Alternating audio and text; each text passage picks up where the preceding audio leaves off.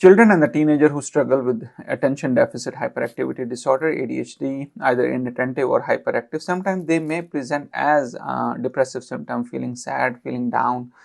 So the first thing I need to understand, either these depressive symptoms are related to ADHD, which means that if the child has been, persistently doing bad in exam, making careless mistakes and making silly mistakes, although they know the subject, but still rush through things and forgets to submit assignment, misplace things. So these kids have been hearing a lot of negative things from parents, from teacher, from other kids about that affect their self-esteem.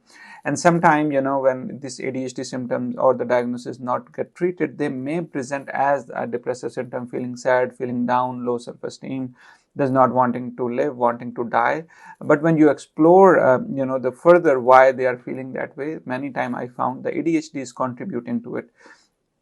And sometimes when we treat ADHD, this depressive symptom also get better. But if a child presents with severe depressive symptom along with the ADHD, where the depression is not only because of the educational, but also to the point that the child is unable to sleep, unable to eat, have a lot of negative thoughts on ongoing basis, and thoughts of not wanting to live, then we may treat depression first before we treat ADHD.